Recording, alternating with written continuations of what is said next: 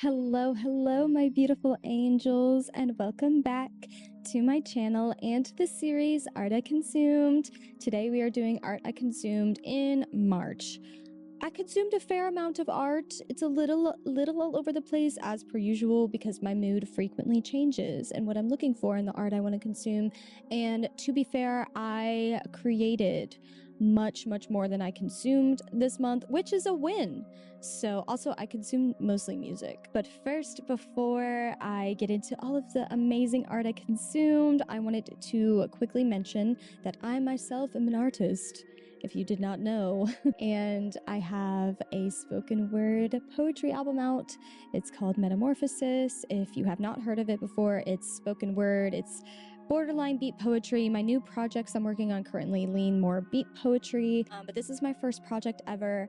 I'm really proud of it, and yeah, I would love it if you would check it out. I also have a website with some merch items as well as some handmade poem collages for you. They come with ribbons, stickers, sketches, dried roses, a wax seal, and they're for my poem I Will Not Go to Mars With You. There's still a few left on my website, so if you're interested in that, do check it out. Also would highly recommend following me on my socials so that you don't miss any important announcements this upcoming week. Okay, this is your warning. Let me go ahead and get into the art I consumed, starting out, as always, with the books, the literature. What books did I read in the month of March? The first book that I read this month, I try to read at least one poetry book each month, and this was my choice for March. This is a Victorian Posy, a collection of poetry and prose from the Victorian era. I have kind of splashed this across my socials, my Patreon, my last video on this channel, but I just loved this so much. I love poetry, of course, but some of my favorite poets are featured in here, like Rossetti and Emerson. And also, I'm not even kidding, this book smells like roses. Like, it's scented. It's a scented book. I found this at the thrift, at a secondhand bookstore, and whenever I saw it, my heart stopped. I was like, oh my god, I need that immediately. It also has like art as well. So not just poetry, but also like beautiful art pieces from the Victorian era. Obsessed with this. This is split into 4 different sections, one for each season. It starts with spring and ends in winter at the end of the book. And I went ahead and just read all the seasons. But I did read spring first, of course, and we just welcomed in spring. And on Ostera specifically, I just sat and read. I read all of the spring chapter, and then I was like, okay, this is so good, I just have to keep going. So then I did, and then I finished it, and it's just so inspiring. If you love flowery Victorian poetry about like nature and love and life and things like that, then you'll really love a Victorian Posy. I believe there's some used copies kind of floating around the internet, so if you're interested, you should check it out. Give it a good sniff. That sounded so weird. Okay, next book that I read is actually a reread for me, and that is Virginia Woolf's A Room of One's Own. I read this for the first time when I was 16, and everybody and their mother has already read this, that I know, but now I can say I've read it twice. So yeah, and I can also say that I thoroughly enjoyed this the second time around more, and I think it was just due to me being a little bit older and me actually being a writer now as like a career, and also identifying as a writer that does not in fact have a room of her own. You know, Woolf has some pretty hot takes in this in regards to women in writing, as far as like money and the access to money and education is what really determines the great writers, the legendary writers, the masterful writers, and the average, everyday writer. And saying how like truly great writing is born out of resource, and can it be born out of anything but, because the access to money eliminates stress. And especially for women of this age, referencing the very beginning of women in writing, and Woolf uses a lot of examples of different female writers through the ages to make her points, but can't help but agree that the access to space and time is directly linked to your access to money. and how that can affect your artistry, can affect your writing, and the disruptions of daily life. I just love this. If you are a young, struggling writer, especially if you're a female writer, I would say that this is required reading for you. And I just loved it. I loved it so much, as much the second time around, if not more relatable today than it was when I was 16. Okay, yeah, I know. I only read 2 books. In March. But like I said, I created much more than I consumed. Specifically, I wrote more than I read. But now I'm going to go ahead and move on to the films. What are the films that I watched in the month of March? And I also have 2 different TV series for you. All right, so the first film that I watched in March was a revisitation of one of my favorite childhood films, and I'm gonna try not to yap about this too much, but I could honestly write a dissertation about this film. And yeah, this was a really random revisitation. I think I was just like scrolling on TikTok and one of the songs from the soundtrack popped up and I just had the craving to watch it.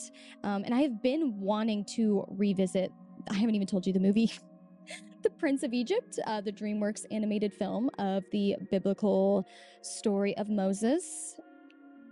Okay, hear me out. If you haven't seen Prince of Egypt, hear me out. If you have, then you understand everything I'm about to say and how this film is a straight up masterpiece. Listen, I grew up in a very evangelical household as a child. I loved this film growing up specifically. I remember we had it like for our VHS player and I fried that tape to death. I watched this so many times. Even child me had immaculate taste. I've been wanting to revisit this due to how much my beliefs have changed over the years, and what I suspected about this film turned out to be true, and that is that you don't have to have any one set of beliefs in order to find this film incredibly spiritually moving. The soundtrack slaps, the storyline tense, the Bible tea. The Bible, listen, the Bible is actually tea. Like, this is tea. This film just, like, I fear we're not making animated films of this caliber anymore. I believe this was DreamWorks' like first feature film or second or something like that, which is crazy. This is like, it's a crazy level. So even if you're not identified as a Christian or whatever, I still recommend this film. And I think it's a huge feat and a huge accomplishment that they were able to take something like the Bible and make it relatable to all and make it feel a bit more grounded and just spiritually inspiring in general. This film just moves me so much. Some of my favorite songs, the songs make the film. The soundtrack is crazy. I love The Plagues is crazy. The whole Plagues scene is like burned into my mind, as well as Through Heaven's Eyes. So good, so good. I've been really on an animated movie kick lately. I don't know. I don't have any explanation, okay? Okay, next film that I watched was the Oscar-winning film, Anora. Everyone and their mother has also seen this already and talked about it. Oh, Anora, how you deserved a female director. Yes, I said it. Listen, I enjoyed this. This was a great film. I think that Mikey Madison is by far the best part of this film. I think she deserved that Oscar. Yes, I said it. Her acting in this is immaculate, okay? I just think that stories like this could be better fleshed out and better told through a female director lens. Like, I'm getting a little sick and tired of male directors profiting off of female singular experiences of female pain, of female oppression, and portraying it in like a super sexualized lens. Like, the fact that this movie did not have an intimacy coordinator is crazy work. Like, I had heard that before I watched the film, and then whenever I watched the film, I was thinking it in my mind. I'm like, no freaking way that this had no intimacy coordinator. I don't know. I didn't really care for the ending. I know a lot of people really like the ending of this film. I personally visibly rolled my eyes. I didn't feel an emotional gut punch, really. I was more just like stressed. I was more just stressed. Like, specifically, the second half of this film is stressful. So, in all, great film. Could have been done better, in my opinion. That's my opinion. What movie did I watch next? Okay, this was also really random. So, you know why? Okay, just hear me out. You know why I've been I've been in my medieval revival era, but specifically because I'm going to Ren Fair this weekend. So a lot of the art I consumed this past month is medieval vibes. So just bear with me. And it eats, and it'll eat every time. Okay, I watched Ophelia. This is an adaptation loosely based on Shakespeare's Hamlet, telling the story of Ophelia's perspective, warping her story, giving her a different ending. So you go into this kind of knowing it's not accurate to Shakespeare. If you're a Shakespeare Puritan, you're gonna hate this.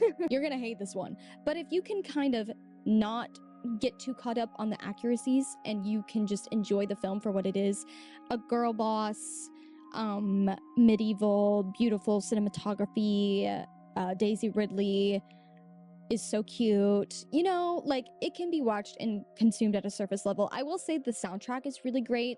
The costuming is, of course, fantastic. You can't expect anything else from a movie like this. But yeah, if you're really, really, really into Shakespeare and you like can't handle something not being accurate, then this is not for you. But it was overall fun. It was cute. It was a cute, fun film.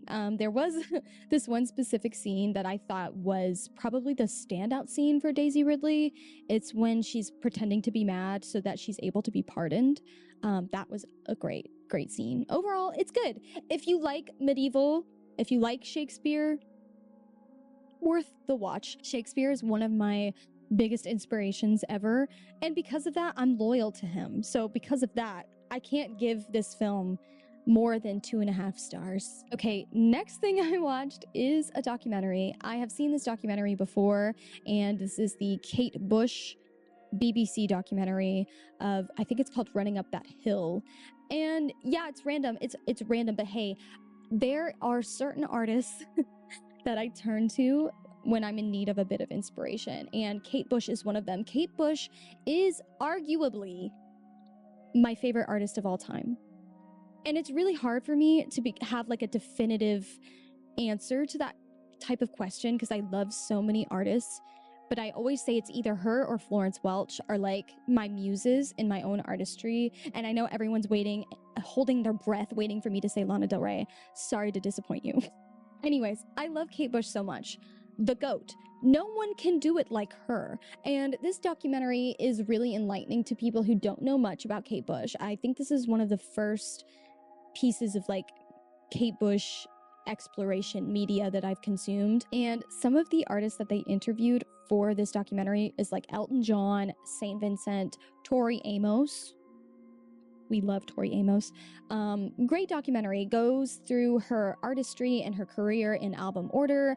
Also covers her one and only tour that she did her entire career, the Tour of Life, which still blows my mind, okay, that one of the greatest performers of all time only has ever done one tour. It almost feels like a crime. Like, what do you mean?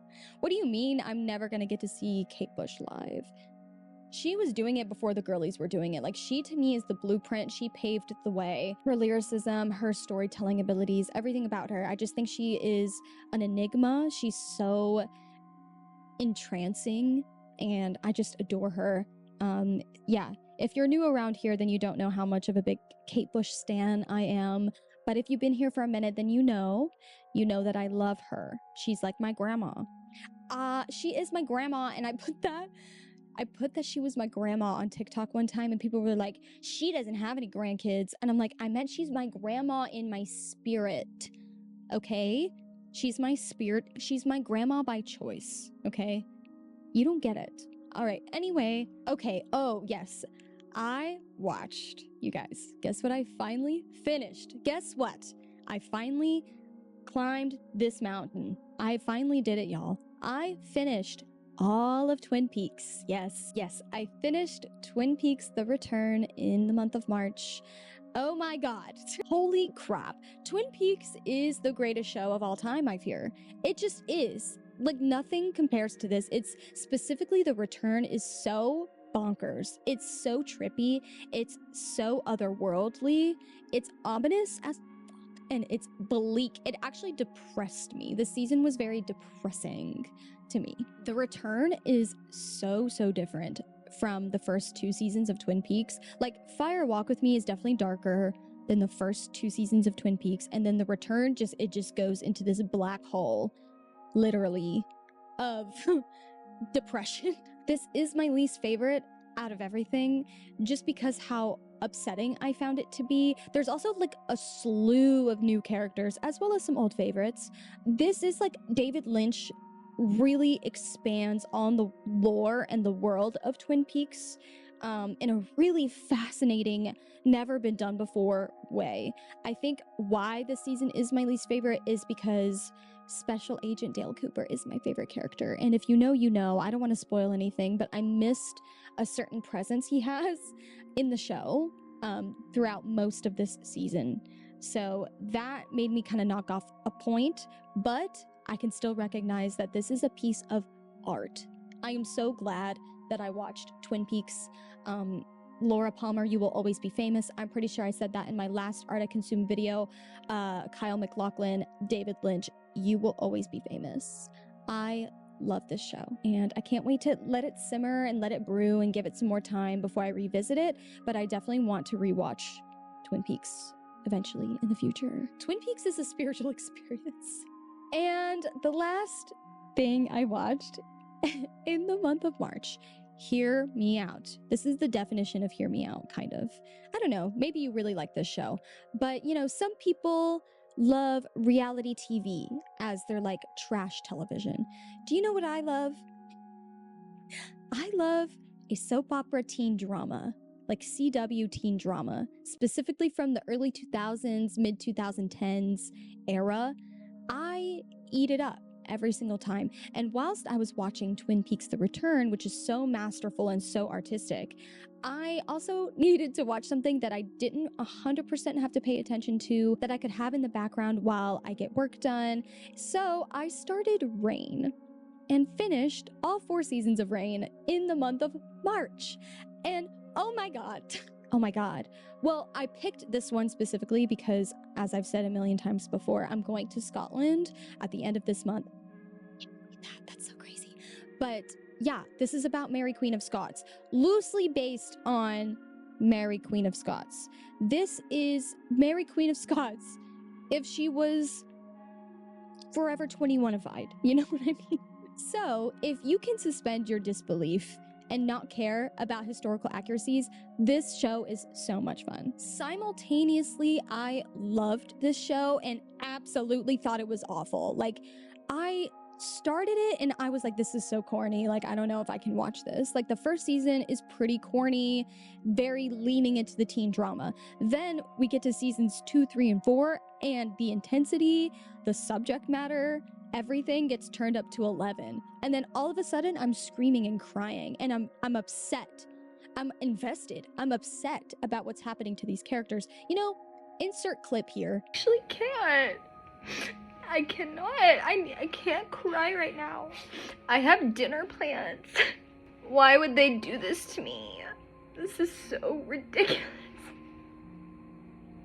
So we have to be historically accurate with the deaths, but Mary can pull up in a Forever 21 blouse? There were so many times in this show where I just started crying and I couldn't believe what the writers were doing. I think my problem with the show is they were cherry picking what they wanted to be historically accurate and what they didn't. So for the deaths, they decided to make it historically accurate. So like not to spoil anything, but this is also just like history. But like Mary gets beheaded in the last episode, and I was like, girl, what? So many things happen in this show. It's crazy. It's drama. It's tea, okay? And the costumes are wild. Some of the costumes these girls wear is like crazy work. Like crazy work. I'm like, oh my god. That's Sherry Hill. Did Sherry Hill sponsor this show? No, I'm just kidding. Honestly, the costumes are so slay. They are so good. I don't care if it's historically inaccurate. I don't care. There's a time and place for historical accuracy, and a teen drama show is not one of them. This girl right here is the definition of deserved better. Every time she turns around, someone's backstabbing her. Someone's betraying my girl, Mary Queen of Scots. She's getting screwed over constantly. She's like the most unlucky person ever. Like, just watching her get screwed over so much, I just felt so bad for her. I was like, this, and she's so nice and kind, and she forgives people for things. She's better than me. she's better than me. She is better than me. Also, Catherine de Medici is the best part of the show. One of the best parts of the show. Some of the crap that comes out of her mouth was making me physically laugh. Like, she is iconic. Like, one of my favorite characters. I highly recommend it, but be warned, the show is way sadder than I thought it was going to be. So you are in for a ride if you watch this show. And you know what? As corny as it was, I'm glad I watched it. It was great and I had fun, and sometimes things are just about fun, and that's okay. Okay, you guys, enough yapping about films and TV. Now let's get into the music. What music did I listen to in the month of March? Lots of gems, lots of random things, but lots of gems. First, I'll go over the singles that I listened to. So last month I talked about Marina and how she came out with Butterfly, a single, and she released another single called Cupid's Girl. I love Cupid's Girl way more than Butterfly, but also, I don't know if this ever happens to you guys when you listen to music. The release of Cupid's Girl made me like Butterfly more. Like, listening to them in tandem is a really fun time. It's a really fun experience. I don't know why I love this one more. I think because it leans pretty heavily into like her Family Jewels, Electra Heart kind of sound. Like, this sounds like a deep cut on Electra Heart, which is one of my favorite projects from Marina. This is like paying homage to her roots, and it's so much fun. It's well written. The vocals eat so much. Like, the chorus is fun, but the verses in this song go so hard. I've listened to this song honestly way too many times, specifically when I'm driving. It's really fun. This song makes me really super excited for whatever Marina does next, whatever her next album is gonna sound like, the visuals, everything. I'm down for the ride. I loved this song a lot more. All right, and then I also talked about this artist last month, but she came out with a new single that I've been listening to a lot, so I want to quickly shout it out. I want to shout out Gidea's, what's it called? Ring a Roses. Okay. This is a really fun song. I listen to it a lot. Very witchy, very female rage. If you're into stuff like that, I highly recommend just checking out Gidea's entire discography. It's full of gems. It's full of really good ones. And this was no disappointment. I'm excited to see what she does next. And then I have two more singles I want to talk about that are super random, and they didn't come out recently or anything, but I have had a recent hyperfixation on the song Frozen by Madonna. Don't really know why. It just like came on shuffle randomly, and I just remembered how much I love that song. Do you ever have that where you haven't listened to a song you really love in like years, and then you hear it again and you're like, oh yeah, I forgot how much I love this song.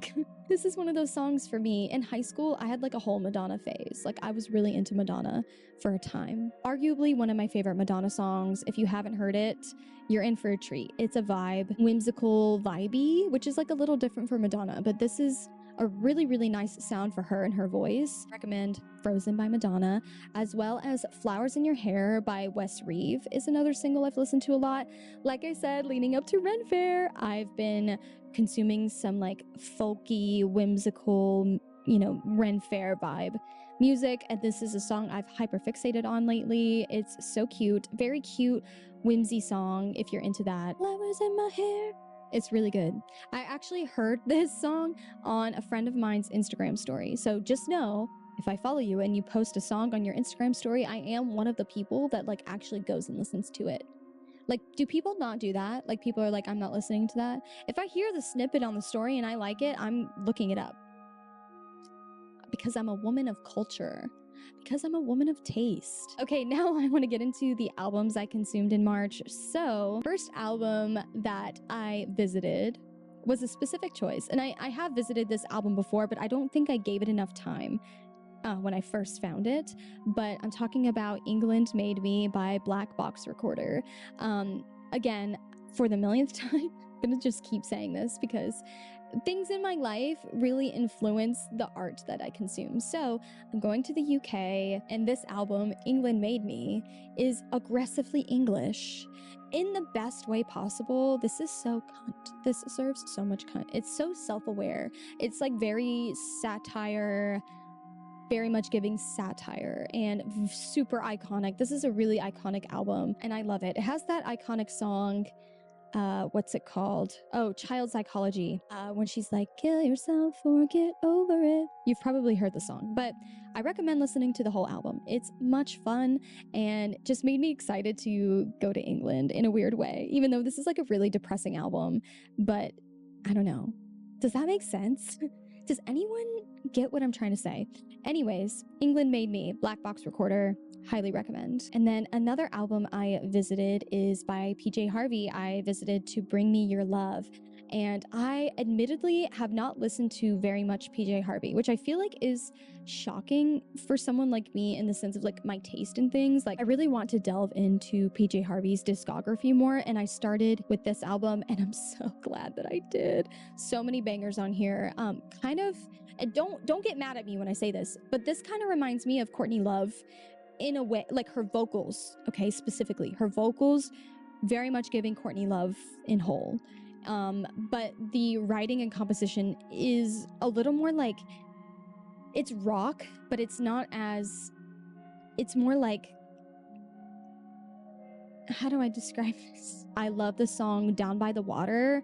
The little breathy, whispery spoken word she does at the end is iconic. I also love the song Send His Love to Me. I specifically love the instrumentation of that one. Love PJ Harvey.